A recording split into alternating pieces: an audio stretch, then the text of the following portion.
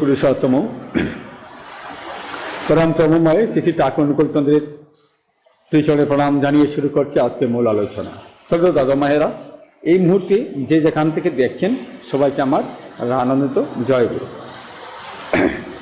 আপনারা দেখছেন বাংলাদেশ থেকে মোহিনী নন্দন নামক একটি ইউটিউব চ্যানেলের পরিবেশনায় পরম প্রেমময় শ্রী শ্রী ঠাকুর অনুকূল চন্দ্রের ভাবধারায় ধর্ম আলোচনা। তো আজকে যে বিষয়টি নিয়ে আপনাদের সাথে আলোচনা করতে এসেছি, আমাদের সৎসঙ্গের জীবনে আমাদের মনে একটা প্রশ্ন জাগে এবং অনেক সময় আমরা সেই প্রশ্নটা কাউকে করতেও পারি না, যার ফলে আমি সেই প্রশ্নটার উত্তরও জানতে পারি না। এমন একটি বিষয় নিয়ে আপনাদের সম্মুখে হাজির হয়েছি। এক দাদা আমাকে আমার চ্যানেলে ভিডিওর মধ্যে কমেন্ট করে সেই প্রশ্নটি করেছিলেন, তাই এই প্রশ্নের আলোকেই আজকে মূল আলোচনাটা। তো আমরা আজকে মূল আলোচনার বিষয়বস্তুটা হচ্ছে, আমরা যখন ভিক্ষা নিই, ঋত্বিক দেবতা আমাদেরকে বলে দেন প্রার্থনা শেষে যখন আমরা নাম ধ্যান করি, ধ্যানের সময় ঠাকুরের চক্র ছবি, ঠাকুরের যে চক্র ছবি আছে সেই চক্র ফটোই আমাদের এখানে ঠিক কপালে মাঝখানে রেখে আমাকে ধ্যান করতে হবে। আমার প্রশ্ন হচ্ছে, সেই চক্রপটই কেন ওইখানে ধ্যান করতে হবে?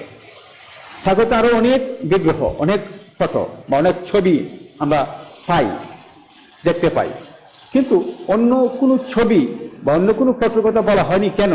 এখানে স্পেসিফিক মানে নির্দিষ্ট করেই বলা হয়েছে যে চক্রপটুই ধ্যান করতে হবে। কিন্তু এই চক্রপটুর গুরুত্ব কি? এই চক্রপটুর মূল বিষয়বস্তুটা কি? এখানে কি রহস্য রয়েছে? এই চক্রপটুর কথা কেন ঠাকুর বলে গিয়েছেন, এই বিষয়টি হয়তো আমরা অনেকেই জানি না। যারা জানেন তো জানেন, যারা জানেন না ভিডিওটা দেখতে থাকুন, অবশ্যই ভালো লাগবে চক্রপটুর কথা কেন ঠাকুর বলে গিয়েছেন।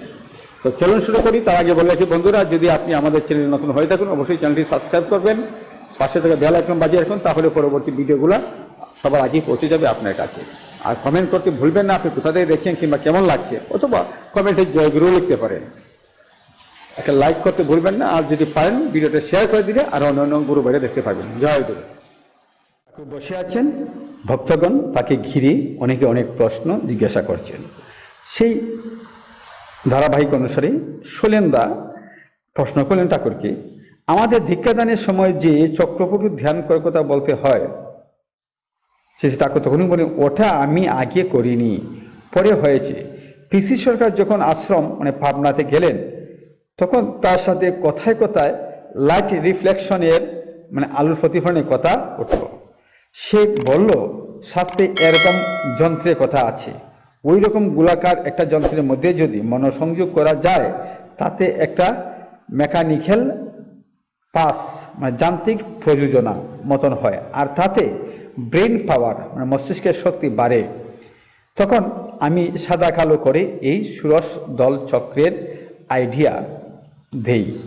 পরে কেষ্টদা তন্ত্র থেকে খুঁজে বের করলো এরকম একটা যন্ত্রের কথা সেখানে আছে, তার নাম মহালক্ষ্মী যন্ত্র। ওই সময় থেকে এটা চলে আসছে। এরপর শৈলেন্দা সবাসন করা নিয়ে কথা তুললেন। সেই প্রসঙ্গে বললেন, পরম দয়াল, সবাসন আমিও করতাম, ওতে শরীরটা সুটেড মানে ঠান্ডা করে। সবাসন নিয়মিত করলে সহজে হার্ট ফেল হতে দেয় না। কথায় কথায় রাত হয়ে এলো, শ্রী ঠাকুরের ওঠার সময় হলো। এখন উঠছেন, খাট থেকে শ্রীচরণ দোকানে ঝুলিয়ে চটি জোড়া পড়ছেন।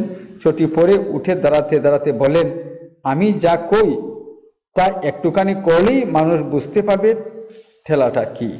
শ্রদ্ধা দাদা মায়েরা, সেই চক্রপটু নিয়ে ঠাকুর স্পষ্টভাবে বলে গিয়েছেন এবং ঠাকুরের সাথে সাথে ঠাকুর আরও অনেকেরই রেফারেন্স দিয়েছেন।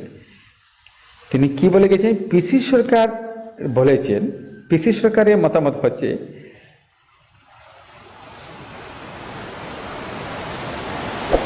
শাস্ত্রে নাকি এরকম যন্ত্রের কথা আছে, ওই রকম গোলাকার একটা যন্ত্রের মধ্যে যদি মন সংযোগ করা যায় তাতে মেকানিক্যাল পাস অর্থাৎ মানে যান্ত্রিক প্রযোজনা মতন হয়, আর তাতে ব্রেন পাওয়ার বাড়ে। তখন থেকেই ঠাকুর সেই চক্রফটুর মাধ্যমে আমাদের মানে ব্রেন পাওয়ার বাড়ানোর প্রক্রিয়াটা শুরু করেছিলেন।